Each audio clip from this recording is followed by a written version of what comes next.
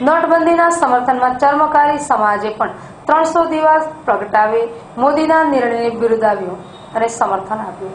₹500,000ની not અચાનક બંધ થવાની જાહેરાતથી કાળા નાણાંવાળાના પગતળેથી જમીન ખસી ગઈ હતી, પરંતુ સામાન્ય નાગરિકોએ હોંશે હોંશે મોદીના આ નિર્ણયને વધાવી લીધો હતો।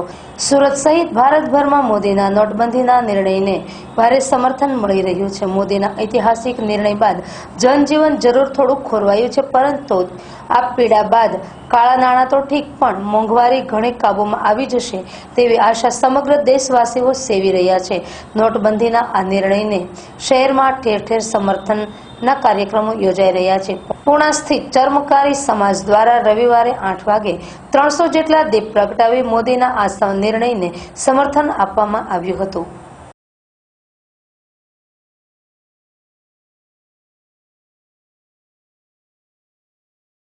શું નામ છે?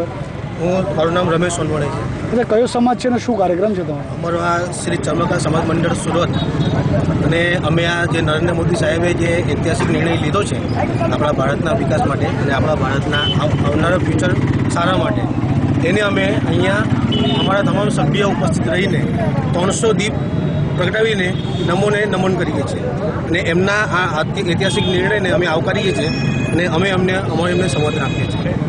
હું નરેન્દ્ર સાહેબરાવ ભાવેશકર, શ્રી ચર્મકાર સમાજ મંડળ સુરત પશ્ચિમ વિભાગ પ્રમુખ। નરેન્દ્ર મોદી સાહેબના જે ઐતિહાસિક નિર્ણય લેવાયો છે 500 અને 1000ની નોટ બંધ કરીને, એ નિર્ણય બધા જ સમાજ માટે, અમારા સમાજ માટે જ નહીં પણ બધા સર્વ સમાજ માટે ખૂબ ખૂબ આવકાર્ય છે। આ દિવસોમાં ઘણી બધી તકલીફ નાના અને મોટા દરેક વર્ગને થઈ રહી છે। કોઈકને ખર્ચ પેટે થઈ રહી છે, તો કોઈને એડજસ્ટમેન્ટ માટે થઈ રહી છે, પણ ઘણા બધા પ્રકારની તકલીફો થવા છતાંય આ નિર્ણય દેશના વિકાસ માટે ખૂબ સરસ છે।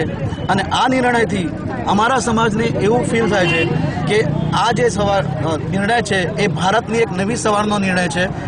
આજ આવનારા દિવસોમાં નવ ભારત નિર્માણનો એક નવો યુગ ચાલુ થશે અને એ નવયુગથી નવા ભારતનું નિર્માણ થશે એવું અમો સર્વોને લાગે છે। અને એ સમર્થનમાં અમારો સર્વ સમાજ 300 દીપ પ્રગટાવીને અહીંયા નરેન્દ્ર મોદી સાહેબને સમર્થન આપવા ભેગા થયા છે। તેથી હું તમારા સૌનો અને અમારા સમાજોથી તમારો ખૂબ ખૂબ આભાર માનું છું અને જનતાને અપીલ કરું છું કે આ નિર્ણયને બિરદાવે, સપોર્ટ કરે। મોદી સાહેબ જે બી કાંઈ કરી રહ્યા છે તે આપણા દેશના દરેક વ્યક્તિના, એ પછી કોઈ પણ સમાજનો હોય, કોઈ પણ પાર્ટીનો હોય કે કોઈ પણ ધર્મનો હોય, એ બધાના વિકાસ માટે હિતકારી જ છે, એ સૌ જાણીએ જ છે। તો સપોર્ટ કરવા વિનંતી।